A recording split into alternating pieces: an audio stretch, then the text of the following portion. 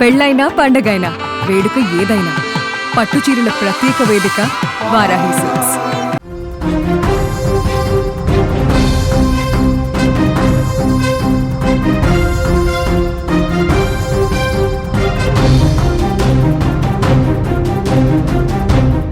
Breaking news చూస్తున్నాం.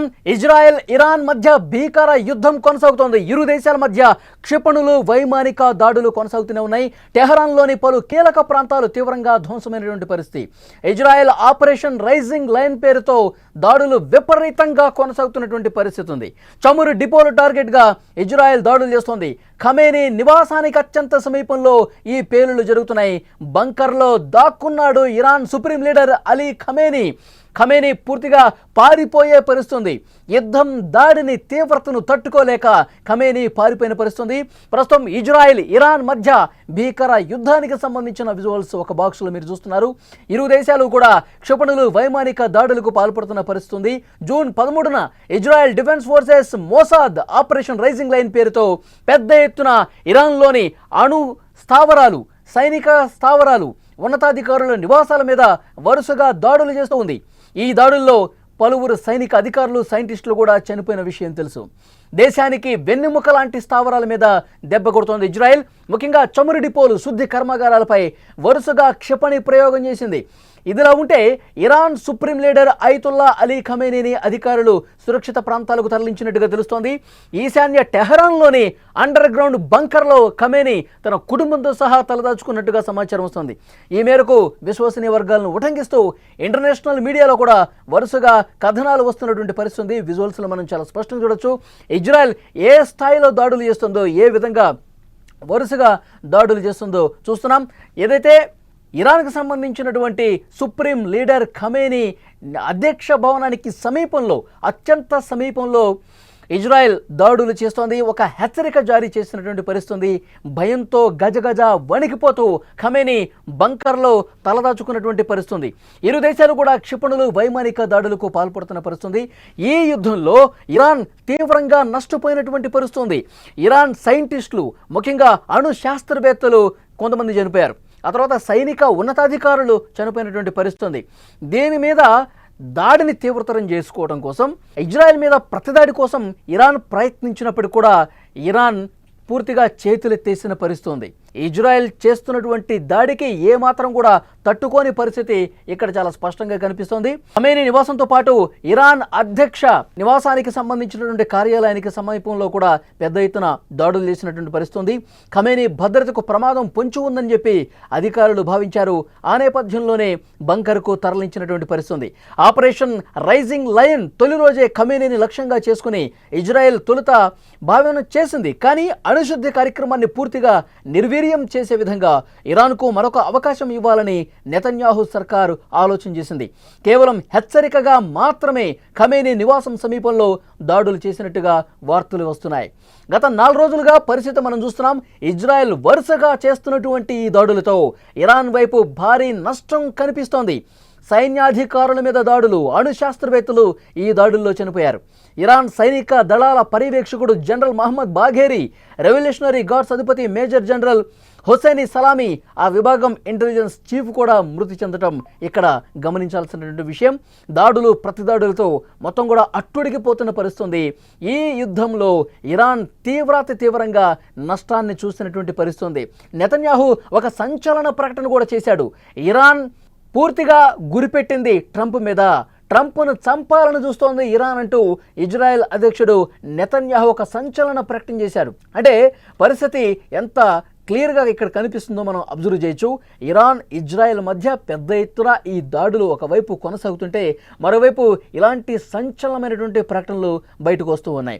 Netanyahu చాలా కీలకమైనటువంటి స్టేట్మెంట్స్ ఇస్తూ ఉన్నాడు. ట్రంప్ మీద ఇరాన్ గురిపెట్టింది. ఈ ప్రపంచంలో ఇరాన్కి ఉన్న మొదటి శత్రువు డొనాల్డ్ ట్రంప్ మాత్రమే.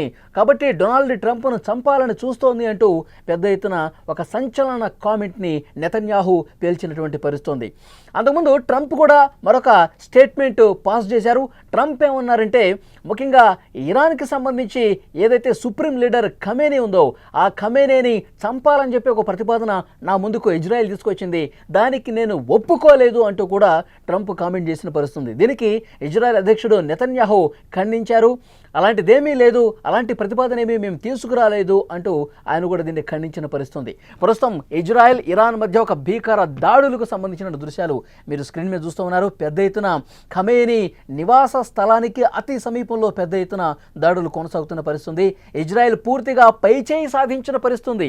ఎందుకంటే ఇరాన్కి సంబంధించి ఏవైతే అణు స్థావరాలు ఉన్నాయో, అణుశుద్ధి కేంద్రాలు ఉన్నాయో, ముఖ్యంగా సైనిక స్థావరాలు కావచ్చు, చమురు క్షేత్రాలు కావచ్చు, వీటన్నింటి మీద పెద్ద ఎత్తున ఇజ్రాయెల్ దాడులు చేసిన పరిస్థితుంది. ఇరాన్ తీవ్రమైనటువంటి నష్టాన్ని మూటగట్టుకున్న పరిస్థితుంది.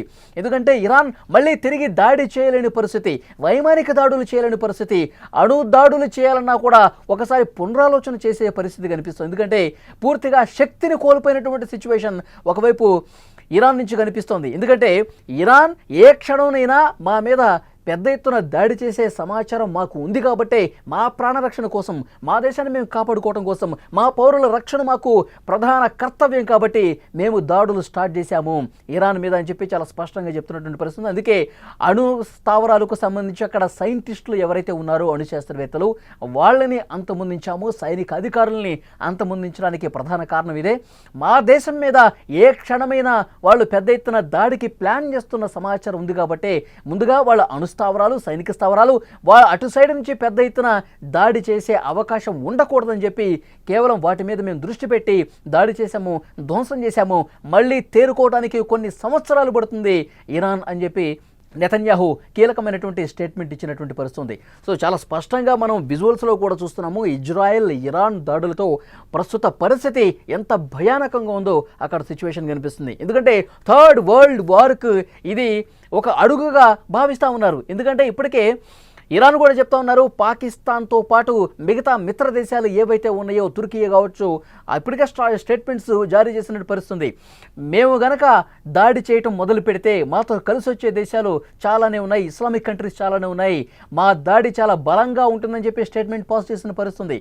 కానీ ఇక్కడ ఇజ్రాయెల్ మాత్రం ఒకవైపు వాళ్ళ నుంచి స్టేట్మెంట్సే వస్తున్నాయి, ఇటువైపు నుంచి మాత్రం క్షిపణులు వస్తున్నాయి, పెద్ద ఎత్తున దాడులు కొనసాగుతున్నటువంటి పరిస్థితుంది. ఇప్పుడు వైమానిక దాడులు షురూ చేసింది ఇజ్రాయెల్. ఎందుకంటే ఇక్కడ ఇరాన్ వైపు నుంచి దాడులు చాలా బలహీనమైన పరిస్థితి కనిపిస్తోంది. దాడులు చేయలేని స్థితికి చేర్చుకున్న తర్వాత ఇప్పుడు వైమానిక దాడులతో చాలా తీవ్రమైనటువంటి దాడులు ఇజ్రాయెల్ నుంచి వస్తున్నటువంటి నేపథ్యంలో ఇక ఖమేనీ తట్టుకోలేకపోయాడు. ఇరాన్ సుప్రీం లీడర్ ఖమేనీ పూర్తిగా బంకర్లో దాక్కున్న పరిస్థితి కనిపిస్తుంది. అక్కడ స్థానికంగా ఉన్నటువంటి అధికారులు, సైనిక అధికారులు కూడా ఖమేనీ ఇక్కడ ఉండడం సేఫ్ కాదు, ఎందుకంటే చాలా కొద్ది దూరంలోనే పెద్ద ఎత్తున దాడులు చేసింది ఇజ్రాయెల్, ఆయన ప్రాణాలకు ఇబ్బందికర పరిస్థితి ఏర్పడుతుంది కాబట్టి బంకర్లో ఉండటమే సేఫ్. గతంలో జరిగినటువంటి ఉద్రిక్త పరిస్థితుల్లో కూడా ఖమేనీ ఇలాగే బంకర్లో దాక్కున్నాడు. సో ఇప్పుడు కూడా సేఫ్గా బంకర్లో దాచినటువంటి పరిస్థితి, పూర్తిగా చేతులెత్తేశాడు, పారిపోయే పరిస్థితి కనిపిస్తోంది. ఇక్కడ క్లియర్గా ఇజ్రాయెల్ పైచేయి సాధించింది. మరొకసారి దాడుల పేరుతో మీరు స్టేట్మెంట్స్ పాస్ చేస్తే పూర్తిగా మీ దేశాన్ని నామరూపాలు లేకుండా చేస్తామని చెప్పి చాలా స్పష్టంగా ప్రకటనలు వస్తున్నాయి. ఒకవైపు ట్రంప్ నుంచి కూడా చాలా స్పష్టమైనటువంటి హెచ్చరిక వస్తుంది ఇరాన్కి, పుతిన్ నుంచి కూడా చాలా స్పష్టమైన హెచ్చరిక ఇరాన్కు వస్తోంది. ఎందుకంటే ఇరాక్లో ఉన్నటువంటి సైనిక స్థావరాలు అమెరికాకు సంబంధించి ఏవైతే ఉన్నాయో వాటి మీద దాడులు కొనసాగితే గనక, వాటిని బేస్ చేసుకొని ఇరాన్ దాడి చేస్తే గనక తగిన మూల్యం చెల్లించుకోక తప్పదు, భారీ మూల్యం చెల్లించుకోక తప్పదు. మేము మళ్ళీ మీ మీద తిరగబడితే పూర్తిగా మీ దేశం లేకుండా పోతుంది, ప్రపంచ పటంలో ఇరాన్ నామరూపాలు లేకుండా పోతుందని చెప్పి ట్రంప్ కూడా హెచ్చరించిన పరిస్థితుంది. పుతిన్ కూడా సేమ్ ఇలాంటి కామెంట్స్ చేస్తున్నటువంటి పరిస్థితుంది. సో విజువల్స్లో మనం చూస్తున్నాం, యుద్ధం కొనసాగుతూనే ఉన్న పరిస్థితి కనిపిస్తుంది. బిల్డింగ్స్ ఏ విధంగా తునాతునకలవుతున్నాయి, ఇటు టెల్ అవీవ్లో కావచ్చు, ముఖ్యంగా ఇరాన్ టెహరాన్లో కావచ్చు, పరిస్థితి మనం చూస్తున్నాం. దాడుల తర్వాత, వైమానిక దాడుల తర్వాత, క్షిపణి దాడుల తర్వాత పూర్తిగా నివాస సముదాయాలు ఎంత ఘోరంగా దెబ్బతున్నాయో చాలా స్పష్టంగా మనకు కనిపిస్తోంది. ఇరాన్ సుప్రీం లీడర్ ఖమేనీ అయితే ప్రాణ భయంతో దాక్కున్న సిచ్యువేషన్ మనం చూస్తున్నాం.